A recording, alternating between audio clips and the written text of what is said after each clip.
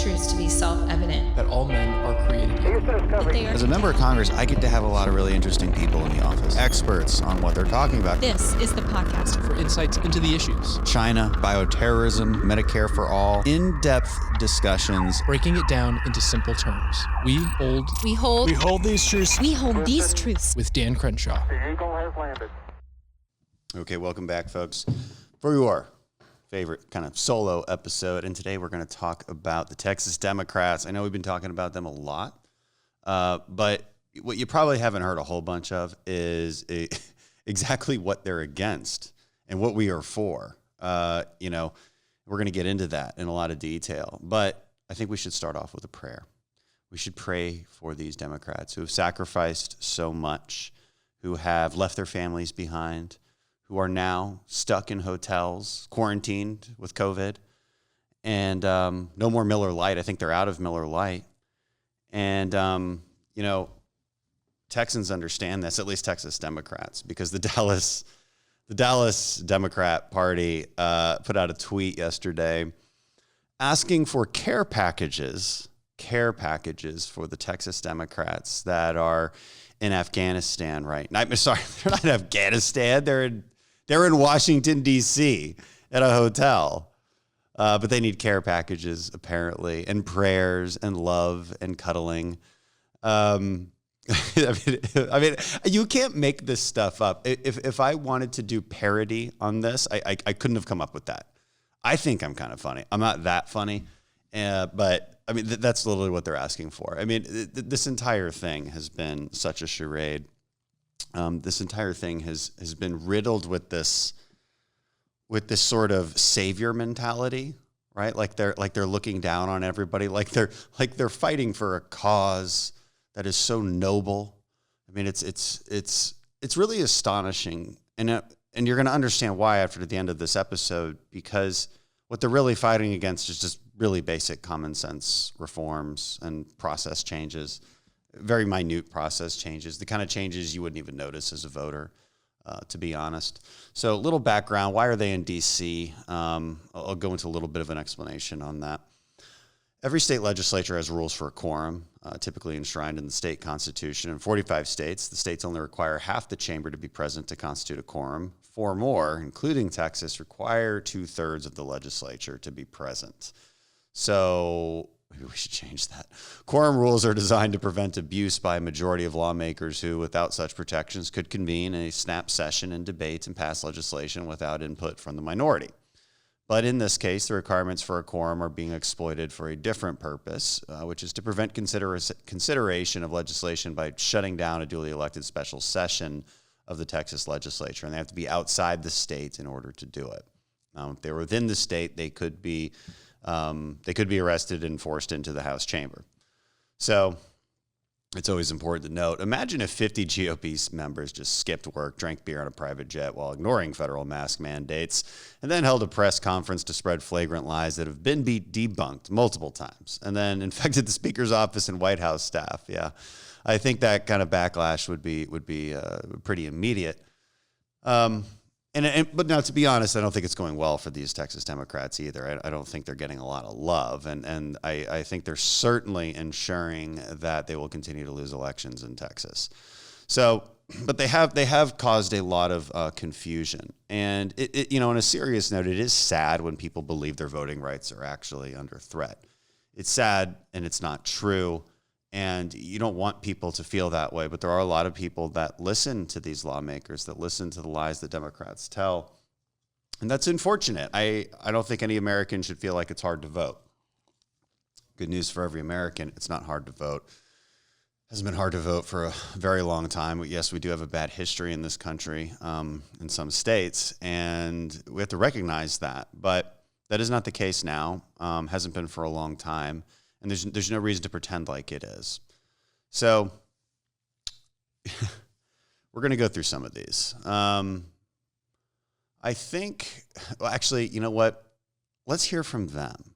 I'm going to play you a clip that when they showed up here, they had this big press conference, and right on the steps of the Capitol. And one of my guys went up to him and asked him some questions. And a very basic question, like, what's the most egregious part of this bill? So this is what they said. You know, this is a death by 1,000 cuts. Just creating intentional chaos.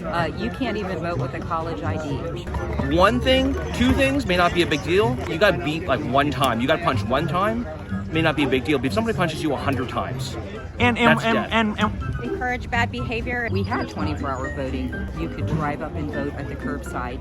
you can't even use an Uber to get to the polls anymore.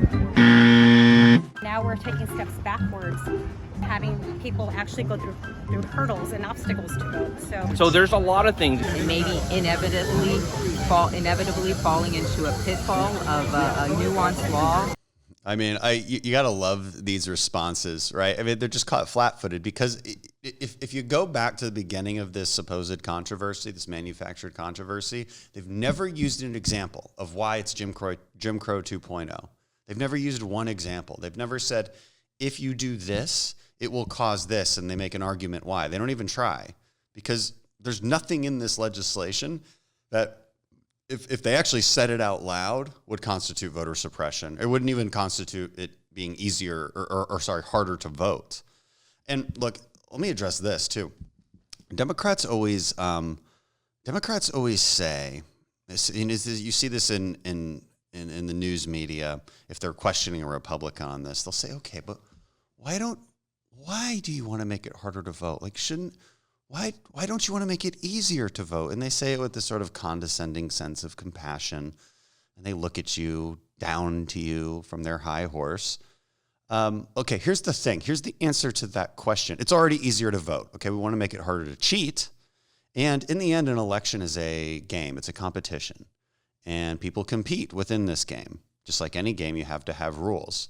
Okay, now look, I think my wide receiver should be able to run 10 yards further to the right so I could pass it to him and then he could run back in bounds and score a touchdown. But he can't. Because at a certain point, you just have to have boundaries on the game. Just like you have to have boundaries on the election. Okay? So it's not absurd to say that we should regulate elections. And it should be easy to vote, but it's already very easy to vote. You show up and you vote.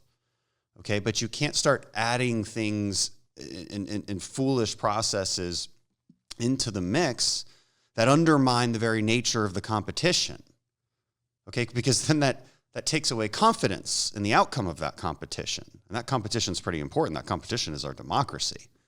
So this stuff actually matters quite a bit. And it's quite suspicious that this is the one thing they don't want to regulate, right? They love regulating you if you own a business, if you create jobs, if you create investments, if you create growth for our economy, if you bring people out of poverty. They don't trust you. They don't like you.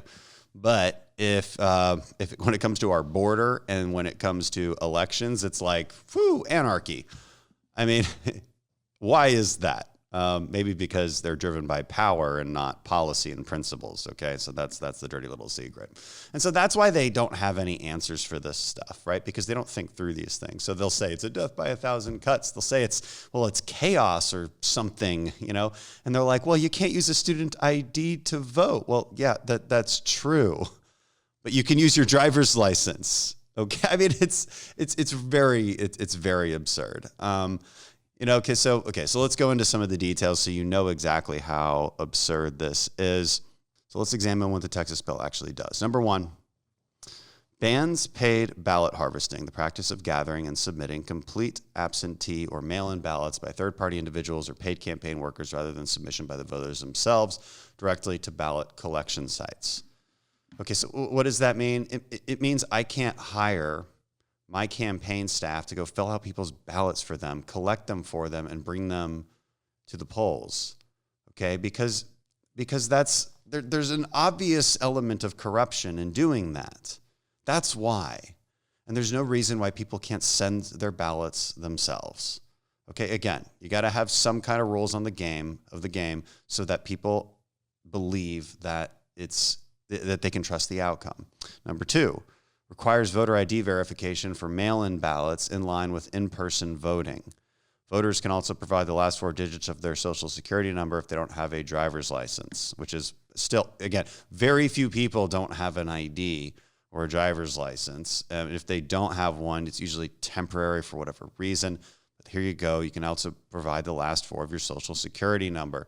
That's a decent way to at least ascertain that you are the person sending in this mail-in ballot.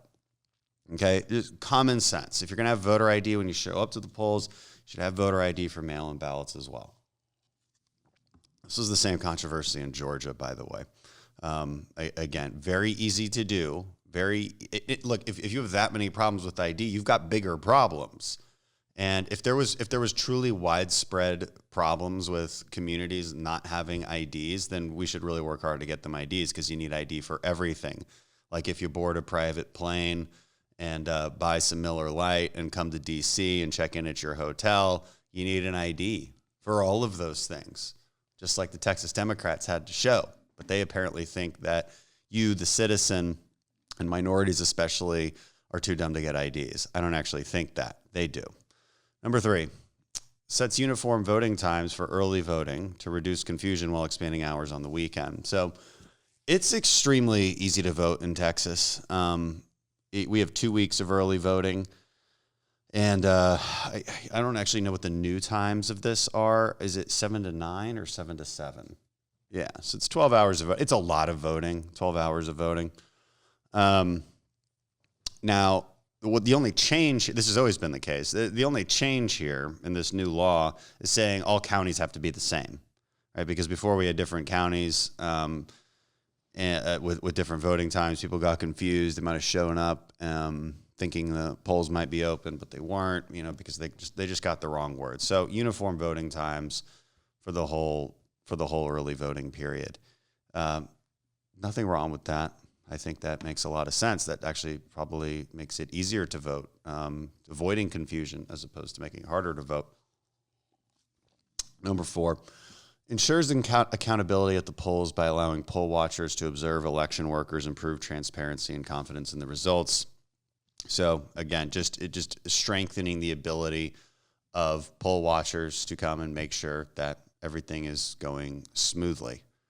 Common sense. Number 5, strengthens the ban on unmanned mail-in drop boxes and prohibits unsolicited distribution of mail-in ballot applications by public officials. I think this was a necessary, that was already not supposed to happen in Texas. But because Democrats tried so hard to make this happen over the last year, and this is a recipe for disaster. The disasters in other states are, and the lack of trust in the election outcomes is because of things like this. People get ballots in the mail that they didn't request, and maybe they have somebody else's name on it. Look, because voter registration that's a difficult thing to get perfectly right. It's extremely difficult. People move, they don't change, they don't go through the address changes, they don't do all of that. It's very, very commonplace in states that just mail out unsolicited ballots for people to be getting ballots without their name on it. And so it's really that, and then that causes distrust in the election, because that if you wanted to, you could fill that out under somebody else's name and cast their vote for them. And if you can do that, well, then you wonder how often it's happening. And, when people are winning by fractions of a percent, which is often the case in America, we had a member of Congress up here win by 6 votes. I won my first election by 155 votes. So every little bit matters. So how much fraud is too much? 1 vote. That's how secure these things have to be, so that we have trust in them and that we don't go through what America has been through over the last year. Number 6, sets uniform procedures for verifying the authenticity of mail-in ballots while also giving voters the chance to correct the mistakes if they are discovered. Okay, so just cleaning up some processes there. Number 7, requires those assisting voters with filling out their ballots to complete a form verifying their identity and to take an oath stating that they will not try to influence a vote one way or another. This is one that Democrats were really freaking out about, because they love filling out people's ballots for them. Okay, it's one of their big games. They go to people who, look, especially senior citizens, homes, minority communities, and they basically just tell them how to vote. And they're like, look, we'll help you. And they pretend like they're being compassionate. They pretend like these people can't possibly figure it out on their own. Now, you got to question that if somebody is unable to figure it out on their own, they might not be in a good mental place to be voting. Okay, that's something worth considering. But if we're going to allow this practice, then, and look, sometimes we should. Sometimes people are of a sound mind, but they need some kind of assistance. That's fair. But you have to at least verify their identity and take an oath stating that they won't try to influence the voter one way or another. And again, there should be poll watchers to be able to verify that as well. Okay. Number 8, ends the temporary emergency measures that were put into place solely because of the pandemic, like drive-through voting and 24-hour early voting. These are logistical nightmares. I mean, you don't need 24-hour early voting. Again, we've got 12 hours a day in early voting. That's more than a lot of liberal states, by the way. Biden's home state of Delaware has 0 days of early voting. So, look, 24-hour early voting is unnecessary, creates a huge burden on the system. And drive-through voting is another logistical nightmare. You need more personnel for that. And it's pointless. There's no reason to do that. And again, why are some of these necessary? Look, a lot of counties in Texas took advantage of the pandemic to weaken security measures. Like I went over that briefly. They were trying to implement some of these things, trying to mail out ballots to just everybody. And second, Democrats say that there's no election fraud in Texas. Now, I think there's less election fraud in Texas than a lot of other states, but here's the reality. Here's just the stats on it. The Texas Attorney General's office has convicted 140 people for election fraud since 2005, with 44 open election fraud cases pending. More than half of the convictions involved mail-in ballot fraud. Also worth noting, the bipartisan commission on that studied election integrity in 2005. I think it was headed by Jimmy Carter and James Baker, and so it had a lot of good recommendations that most of America didn't follow, and it was very explicit that mail-in ballots, mail-in voting in general, is extremely susceptible to fraud for obvious reasons. There's a break-in chain of custody, and there's just a lot of room for error there. The best way to have a secure election is to have people show up with an ID, and then you have a mechanism to make sure they can't vote twice. You know, I always like to point out the United States actually ran unbelievably secure elections and fair elections in Iraq I think that was also 2005. And we did it because we made them show an ID, and after they voted, they got an ink stain on their finger that showed that they'd voted. Very simple. So, and they had to be there in person. Very simple. This worked. Still a lot of problems in Iraq after that, obviously, but it wasn't because they didn't trust the outcome of the elections. So it's worth going into. So that's the basics. Now you guys know. Now you guys know what the Democrats are against, and they can spin that stuff however they want. But I just read in very plain language what exactly these things do. So what do they want? So obviously they don't want all that stuff I just said. Well, what do they want? They want H.R. 1 at the federal level, and that's what Texas Democrats say they're up here fighting for. They say they think Congress needs to come save them, right? So they need care packages in their hotel, and they need a U.S. Congress to save Texas, because Texas is, it's terrible down there. All these businesses and people keep moving there and starting lives and going to church and being free. It is, it is hot. Other than that, I don't know. I think it's pretty great. But would you rather be super hot or super cold? I don't know. Would you rather live in Canada? I don't think so. I'd rather live in Texas. So H.R. 1, what does that do? It basically, it's the opposite of everything we just said. It basically makes it impossible to secure elections. That's the real goal. It sort of makes it extremely difficult and to do basic things to secure elections. We'll go over some of these. It also puts federal money, taxpayer money, into campaign coffers. Great for politicians, but also pretty corrupt, I think, and probably not what you think should happen with your taxpayer dollars. So I'm gonna give you. We've done a lot of these before, an explanation. So you don't have to keep listening if you don't want to. But I'm going to go through some of the things on here for HR 1. So again, it provides taxpayer money to congressional campaigns. What do I mean by that? It's a 6-to-1 match of small dollar donations to congressional campaigns, and establishes a voucher pilot program that would give eligible voters just $25 to give to whatever campaign they want. I think that's ridiculous. So a small dollar donation is what, $200? That means that if you gave me $200, then I would get $1,200 from the federal government. So again, great for my campaign. I'd make a ton of money off of this, but I don't think that's what you would want with your taxpayer dollars. It overrules, and like I said, it makes it hard to secure elections. So it overrules election practices that have been tailored for thousands of different localities across the country, including requiring same-day registration without any integrity measures. Like some places do same-day registration. I think it's possible to do that correctly and safely, but it kind of depends on where you're at, and it depends on what other mechanisms are in place at the state level. Whether that's a process that can be corrupted or not. This would just force it upon states that haven't really dealt with it before, and with no integrity measures in place, and frankly cause chaos.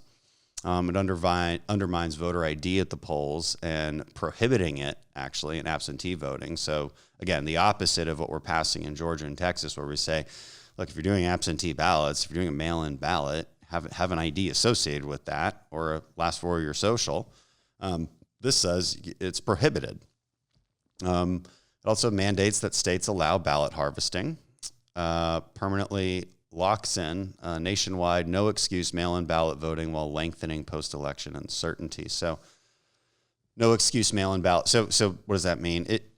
It means anybody would be able to request a mail-in ballot. In a lot of states, not anybody can request a mail-in ballot. Like in Texas, you got to be a senior citizen or have some kind of disability. So you end up with a situation that looks a lot like California. Their entire election system is basically an honor system. It's no official ID required to register or vote, and 87% of the ballots are cast by mail. Yeah, you just go. They assume that if you're registered, and so they have a list of names, and you go and you say one of those names, and they'll count your vote. They don't ask for ID. The other thing HR 1 does is politicize the FEC. It changes, which is a neutral body, federal election committee, by the way. It's an evenly divided 6-member body, and they put it into a 5-member panel chaired by an appointee of the president. The new partisan FEC would also have greater latitude to determine what speech is campaign-related, and they would investigate it on a partisan basis. So I believe like free speech groups are against HR 1 too. ACLU, the ACLU, which has become, unfortunately, extremely left-wing partisan, is even against this. So that says something. They're against it because it's such massive infringement on free speech. So what else does it do? Reduces the integrity of the voter rolls by restricting states' ability to maintain voter roll records and ensure voter identity and accuracy, right? Because there's this myth in Democrat circles that every time we want to clean up voter rolls, it's just to purge voters we don't like. That's not true. Hasn't been true for a very long time. Forces states to automatically register convicted felons upon release from prison. Democrats are really into prisoners getting to vote. Also mandates states automatically register 16 and 17-year-olds despite federal law requirements that voters be 18 years of age. So, yeah, they think 16-year-olds should vote. Again, what's the limiting principle here? I'm still not sure. In America, 18 is when you're adult. It's when you can join the military, but they think 16 is when you should vote. Okay, maybe because they believe that more 16-year-olds will vote for them. That's the obvious reason. Also creates numerous private rights of action that pave the way for trial lawyers to sue when the results of an election are not to their liking. This is a common theme in most Democrat policymaking is creates a lot of excess liability, whether for a business, whether for a state, and like in this case for elections. But it's something you notice quite a bit because, and that's also why a huge amount of Democrat donations come from the lawyer space. So it's the opposite of everything that's happening in Texas, in Georgia. I do think this is inevitable. These people have to come back to Texas eventually, and they will be forced into quorum. But they got to make their stand, and they hopefully got some care packages along the way to ease their suffering. That's all, folks. Thanks for listening.